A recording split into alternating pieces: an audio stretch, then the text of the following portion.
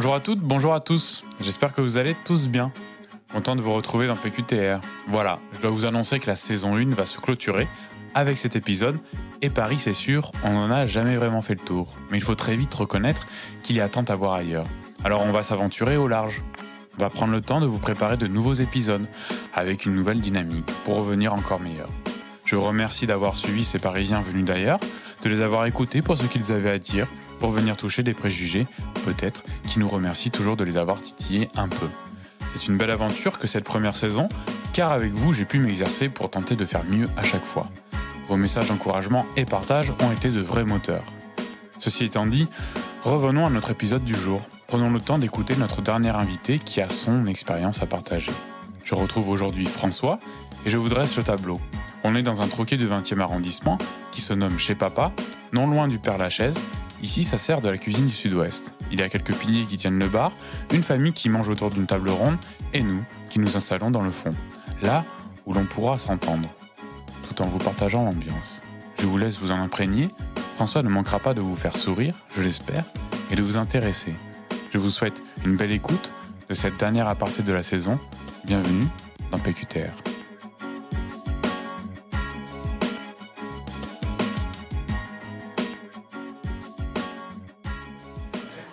Salut François. Salut Seb. Merci d'être dans PQTR. Et puis comment tu te sens aujourd'hui, là, ce soir? On est où d'ailleurs? Alors on est en bas de chez moi, dans un petit bar, avec avant un match de foot, et là je crois une vidéo d'un mec qui fait du saxophone, avec un fond assez moche d'ailleurs. Ouais, bon, ça met une petite musique d'ambiance, c'est pas désagréable. Peut-être que tout le monde entendra un petit peu de saxo, ou alors les gens qu'il y a autour de nous, mais c'est bien quand on soit dans un café. Ouais, ça fait plaisir. Chez Papa. Chez Papa, exactement, ouais. Et est-ce que tu peux te présenter un petit peu à tous? Oui, bien sûr. Alors, je m'appelle François, j'ai 33 ans, papa de 2 enfants, depuis 2 ans et demi, enfin, un garçon qui a 2 ans et demi, une petite qui a 1 an. Et ça fait 5 années que je suis à Paris. Je commence ma 6e année, tu vois. Ah ouais. D'accord. Et comment t'es arrivé jusqu'ici? Ma femme, qui est parisienne. Et que j'ai rencontré, donc on était en année d'études à Berlin, c'était en 2011, et on a pu avoir la chance de se suivre pour et les études et les premières expériences professionnelles. Donc tu vois, si je dois te résumer, on s'est rencontrés à Berlin, on a enchaîné à Paris, on fait un stage au Cambodge, on a enchaîné sur Bruxelles, on est parti 3 ans en Asie. Entre-temps, on a fait quelques voyages à droite à gauche. Et donc, c'est énorme. Ouais, le temps de se poser ensuite à Paris en décembre 2017, je crois, si mes souvenirs sont bons. Et depuis, on est installé ici, ça fait 4 ans là, qu'on est dans le 20e, et puis avant on était dans le 13e. Petit quartier. Tu dis 20e, 13e? On a fait 1 an dans le 13e et 4 ans dans le 20e. Ok, d'accord. Donc voilà, on est bien installé dans le 20e. C'est mon quartier, ouais. Toi, à l'origine, tu es d'où en fait? Moi, je suis de Besançon. Et je crois que tu connais bien la ville. Oui, effectivement. Dans tes podcasts, tu racontes des histoires de personnes qui te sont chères à Besançon. Un podcast que j'ai sur Parole de Tortue, effectivement. Et est-ce que ça a été dur d'arriver à Paris dans ce contexte-là, même si tu étais avec quelqu'un, pour le coup, là, c'était peut-être différent de ce que je peux entendre d'habitude, peut-être. Je dirais pas que ça a été difficile. Ouais. Je dirais pas parce que Paris, c'est une grande ville, et j'avais connu d'autres grandes villes avant, même si Besançon n'est pas très grand. Sachant que, voilà, tu vois, quand j'étais en Asie, c'était à Bangkok. Bangkok, c'est gigantesque. Limite tentaculaire, t'as 15 millions d'habitants. Donc Paris est à peu près l'équivalent. Ah ouais. Enfin, l'Île-de-France est équivalent à une taille de ville comme Bangkok. Ce qui fait que je dirais pas que ça a été compliqué. Par contre, oui, prendre ses repères, savoir quel quartier est où, quelle station est où. Parce que quand tu parles à des Parisiens, ils te disent ah ouais, t'habites rue Monge. Enfin, tu sais, ils fonctionnent par rue, tu vois. Et toi, tu n'as aucune idée de où est la rue. Alors, il faut s'organiser un petit peu et réfléchir quand un Parisien te parle de la rue. Mais bon, après quelques années, on s'y fait. Comment on prend ses repères? Si Tu veux que je te dise la vérité? Moi, c'est à travers les lignes de métro. Ouais.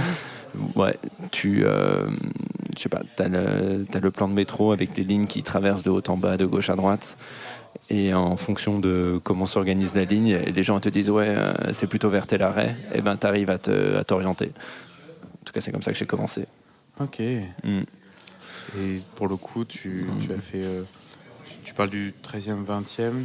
Tu as fait plusieurs déménagements, tout ça ou pas? 13e, on est resté, je te dis, 1 an. Ouais. Et 20e, on a fait juste un déménagement. Donc on était d'abord d'un côté du parc et ensuite de l'autre côté du parc. Donc finalement, on est quasiment resté au même endroit. On a déplacé de 200 mètres notre lieu d'habitation. Après c'est... Tu vois, on est du côté de la place Gambetta, là. Ouais. Et si tu vas d'un côté de la place ou de l'autre côté, c'est 2 quartiers qui sont différents. Alors qu'ils sont distincts de même pas 100 mètres, 150 mètres. Mais tu vois clairement qu'il y a une autre dynamique. Ouais. C'est un peu ce qui change aujourd'hui à Paris, pas que dans le 20e d'ailleurs. Tu veux dire qu'il y a une gentrification quand même ou au fur et à mesure en fait, du temps Oui, clairement. Enfin, là, le quartier, le bar où on est clairement des bobos. Hein. Qu'on se le dise. Ouais. Je crois qu'il y avait, enfin, sans faire un côté historique qui pourrait être très chiant, mais Paris, il y a 20 ans, c'était peuplé, je crois, à 20 ou 30% par des ouvriers. Aujourd'hui, ça représente que moins de 5% de la population. Ouais. Tu vois, t'as un changement de catégorie sociale qui est hyper prégnant et tu le sens, hein, tous les quartiers, enfin, en tout cas, énormément de quartiers se boboisent, en tout cas. Et là où on est, c'est quand même beaucoup de jeunes familles. Avec Poussette Yo-Yo, Sac Reigns, c'est clair. Et voilà, qui s'habille avec des vieux jogging et des chaussures, moi, chaussures de jogging principalement. Alors Paris change effectivement. Et je pensais là, tu me dis que ta femme est parisienne. Elle est vraiment d'origine de Paris. Ouais, elle est vraiment parisienne. Ah ouais, ok. Et quand tu l'as rencontrée, est-ce que toi, tu avais un a priori peut-être et après, quand tu es arrivé sur Paris, est-ce que ça t'a facilité dans ton intégration Est-ce que ça a été comment tu as... Bonne question. Oui, j'avais des a priori. Après, comme elle ne vivait pas sur Paris, c'était une autre personne. Et quand elle est arrivée sur Paris, elle a retrouvé ses réflexes qu'elle a toujours eu ici. Hein. Et quand tu es ici, tu es une personne pressée. Ouais. Tu vis pas dans le présent, mais tu penses toujours à l'étape d'après. T'es pas la personne qui va profiter de l'événement que tu es en train de faire. Typiquement, là, nous, on est en train de profiter de boire notre verre. Ouais. Et ça fait du bien. Mais quand tu es dans ta vie de tous les jours, enfin, que je dis vie de tous les jours, c'est ta vie de travail, tu vis ta vie en pensant à ce que tu vas faire à la prochaine étape, que ça soit dans les 5, dans les 10, voire dans les 2 heures d'après. Tu vois, un exemple, moi je me lève le matin, je sais qu'il va falloir donner à manger aux enfants, qu'il va falloir les déposer à la crèche, qu'ensuite je vais devoir prendre le métro pour aller au travail, qu'au travail il faut que je gère entre les différentes réunions, les différentes tâches qui sont associées, qu'à 18h tu dois quitter parce que tu dois aller retrouver les enfants, leur donner à manger, faire prendre le bain, les coucher. Et tout est rythmé en fait par les étapes d'après. Parce que le temps est une valeur, en tout cas dans la vie de ville, est une valeur trop précieuse pour ne pas être organisée. Tu crois que c'est propre vraiment à Paris, ça, quand même? Je sais pas, en tout cas, je le vois propre à une grande ville. Et peut-être le côté pressé. Le côté... Ouais, certainement. Certainement. J'ai pas vécu dans d'autres grandes villes de France encore. Mais en tout cas, ouais, la vie parisienne, elle t'oblige à penser comme ça. Et tous les gens qui sont autour de toi... tu leur poses les questions, leur journée, elles sont là, ouais, je vais manger avec toi à 13h, mais à 14h, je dois partir parce que j'ai des réunions. Oui. Si tu l'entends, cette phrase. Oui, bien sûr, oui, je vois très bien. Oui, ce que tu dis là, c'est aussi... Ce que tu soulèves là, c'est pas que la vie de famille, hein, c'est aussi même avant que tu aies tes enfants. Absolument. Il y avait toujours cette tendance-là, j'ai ce petit créneau, on va se voir. Et puis, par contre, il faut que je parte à telle heure ou j'arriverai à telle heure. Quoi, la vie est minutée. Et toi, comment tu arrives à trouver ton équilibre? Pourquoi tu restes, pour le coup, à Paris? Il y a la famille, il y a tout ça, mais il y a des choses aussi qui sont là, j'imagine. ce côté plaisant d'être tout le temps dans l'ivresse du mouvement. Où Paris, on a tendance à dire, tu as énormément de théâtre, énormément de cinéma, énormément de choses. D'avoir une vie autour de toi qui bouge, c'est un côté euphorisant, t'imagines même pas à quel point. Tu sors, tu vois des gens, chacun, c'est une valse permanente, avec des gens qui partent, qui reviennent, un chassé-croisé de personnes, de vélos, de motos, ou le côté désagréable, tout le monde se crie dessus, mais côté vraiment effervescent d'un monde en mouvement en permanence. Et ça, c'est quelque chose d'assez indescriptible. Tu penses que justement ça, quand on connaît pas ou quand on arrive, ça peut être vraiment envahissant? Oui, clairement. Si t'es pas bien accompagné, ou en tout cas si t'as pas une sorte de sécurité ou une épaule sur laquelle t'appuyer, tu peux très très vite te retrouver déstabilisé. Ouais. Parce que, comme je te disais, les gens ils pensent à l'étape d'après, c'est-à-dire que si jamais quelqu'un te donne un mauvais coup ou essaie de te gruger dans une file de supermarché ou quoi que ce soit, la personne qui a fait ça, elle s'en fiche complètement. Elle pense à l'étape d'après en se disant bon, dans 5 minutes il m'aura oublié et c'est très bien pour tout le monde. Et voilà, il y a ce côté tout le temps je dois avancer et ce qui fait qu'il se passe énormément de choses et t'as une stimulation extraordinaire. Et toi, tu marches vite dans les rues de Paris? Oui. J'ose le dire, oui. Tiens, t'as vu, je suis venu en chaussures de jogging là, tu vois. Et même quand t'as la poussette? Ouais. Ah oui. Je cours. Ce matin, j'avais un rendez-vous. Forcément, j'étais en retard. Du coup, j'ai couru avec ma poussette dans les rues pour arriver à leur rendez-vous. Et justement, je trouve ça super intéressant là. Le premier invité que j'ai qui a une famille en fait. D'accord. Et parce que souvent, l'argument pour partir de Paris, c'est je vais partir. Ce serait plutôt pour avoir, parce que j'aurai une famille, j'ai envie plutôt d'avoir de l'espace. Enfin bref, plein d'idées comme ça. Et toi, quelle est la vie de famille à Paris? Est-ce que c'est pas trop, ça ne restreint pas trop? On a commencé la vie à 2, Ouais. puis on s'est retrouvé à 3, puis on s'est retrouvé à 4. Donc, Ouais. comme on a commencé la vie à 2 à Paris, t'as la continuité aussi qui fait que, c'est pas... Si je te dis qu'on vit à 4 dans un 56 mètres carrés, ça peut faire grincer des oreilles à beaucoup de personnes. Sauf que, voilà, on a commencé à 2 dans 56 mètres carrés, ensuite on s'est adapté pour remodeler l'espace et y trouver un bon agencement. Mais oui, l'idée, c'est pas de rester indéfiniment ici, et ce sera de partir pour avoir plus d'espace et son petit jardin. Est-ce qu'il y a des gens qui te posent cette question justement, ou qui t'en parlent, qui te disent putain, vous êtes en famille à Paris, enfin c'est pas trop dur ou quoi? Enfin, il y a des gens qui te... Oui, souvent la question qui se pose, c'est quand tu dis à Paris, que tu habites à Paris et que tu es avec 2 enfants, les gens ils disent mais t'as combien de mètres carrés chez toi? C'est la phrase que tout le monde essaye de... Enfin, la question que tout le monde se pose, et tout le monde s'attend à ce que tu dises ouais, j'ai genre un 70 mètres carrés, mais non, pas du tout. C'est un peu moins que ça. En soi... Bon, tant que tes enfants sont jeunes, c'est pas l'espace qui va faire la différence, mais on arrive à y trouver, comme je te dis, une forme de petit cocon familial hyper plaisant, malgré l'exiguïté de l'appartement. On arrive à y trouver un petit confort. Ouais. C'est super chouette, et j'ai l'impression que là, ton quartier, tu as une rue qui est coupée à la circulation. Et comment tu vis ton quartier? Et est-ce que c'est avec les enfants, c'est cool? Ouais, alors forcément il y a les enfants qui prennent beaucoup de place, mais il y a ce côté où tu as tout à proximité, que ça soit les commerces de première nécessité. Tu vois, on a un cinéma qui est pas très loin.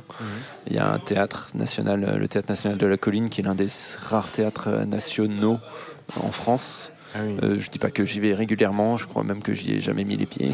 Je devrais pas dire ça. Je suis allé à une représentation un jour. Ah ouais? Il est super beau ce théâtre. Ouais. C'est moi, tu vois, t'as plus visité mon quartier.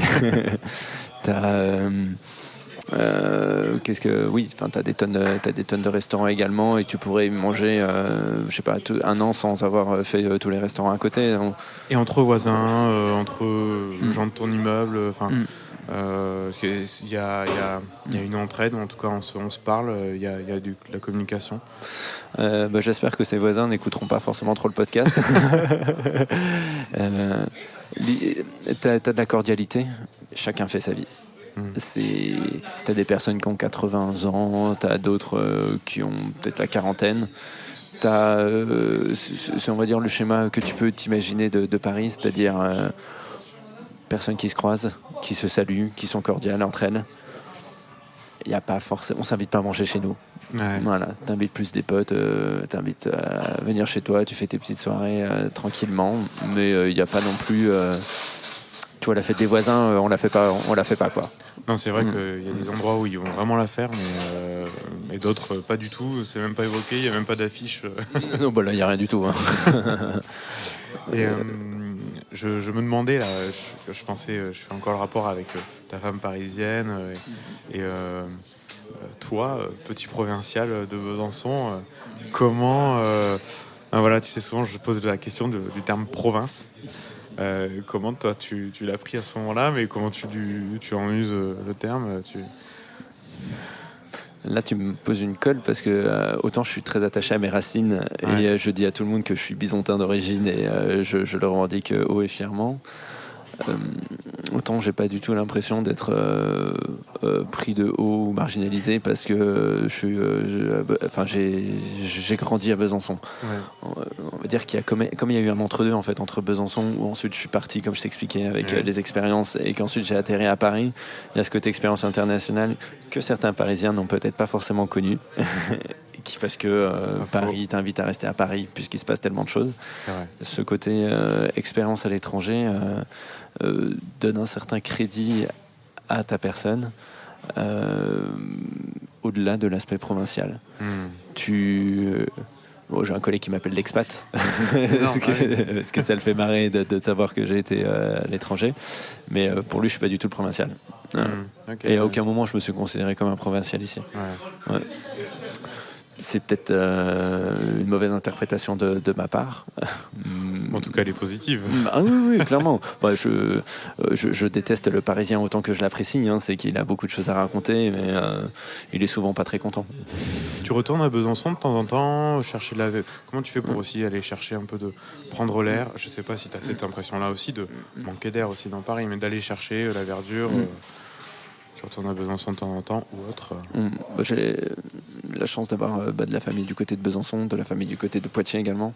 Ce qui fait que le train permet de se déplacer assez facilement. Et, on tape beaucoup sur la SNCF. On a quand même la chance d'avoir cette possibilité de s'évader assez facilement. Donc quand ça fonctionne, c'est magique. Et on essaye de sortir au moins une fois par mois, un week-end par mois, que ce soit à Besançon, que ce soit à Poitiers ou ailleurs, pour aller prendre l'air. Je te dis une fois par mois, ça fait un peu beaucoup. Une fois tous les 2 mois. Une fois tous les 2 mois pour essayer d'aller se refaire les champignons du côté de Poitiers. Ah oui. Et on n'en parle pas assez. C'est les petits plaisirs comme ça qui te font oublier le quotidien parisien. Et voilà, aller voir les parents à droite à gauche, c'est un petit échappatoire aussi. Alors là, je te parle évidemment d'aller prendre l'air, etc. Et je vais faire le rapport avec ce que tu me disais. Potentiellement, le projet, c'est pas non plus de rester à Paris ad vitam aeternam. Mais c'est quoi les idées? Est-ce que vous avez envie de partir? Est-ce que tu as envie de... Il y a une idée comme ça, ce serait où, par exemple? L'idée qui est en train de s'arrêter et qui va certainement se réaliser dans les 12 prochains mois, c'est de partir à Lyon. Ok. Tu vois, on va bouger. Voilà, toujours rester dans une grande ville qui te permettrait de garder pas mal d'activités. Parce que c'est plaisant quand même. On est des urbains. Enfin, moi, j'ai toujours vécu dans des villes et faire la transition pour l'instant à la campagne, entre guillemets, m'effraie un peu. Okay. Se retrouver dans des pavillons résidentiels avec beaucoup d'espace et un cadre de vie très charmant, aujourd'hui peut m'angoisser parce que je ne me vois pas du tout. Je préfère garder encore un petit peu d'activité, un petit peu de dynamisme, et ce qui nous amènerait un peu plus au sud de Paris, proche des montagnes, un peu plus proche de la mer, en tout cas du sud de la Méditerranée. Et c'est pour ça que l'idée s'est arrêtée sur Lyon, c'est que ça représentait pas mal de critères qui pouvaient nous intéresser pour la prochaine étape de notre vie. Ouais. Mm. C'est la recherche encore un peu d'activité, et proche de peut-être d'autres des montagnes, des choses comme ça. Ouais, puis la recherche de changement aussi. Ouais. Tu vois, j'ai grandi 20 ans dans la même maison, donc je trouve que c'est important d'être posé à un endroit dans lequel tu t'identifies. C'est bien aussi d'avoir la possibilité de voir d'autres choses et de faire un petit peu de changement pour ne pas toujours s'arrêter sur une sorte de routine Ouais, qui bien peut sûr.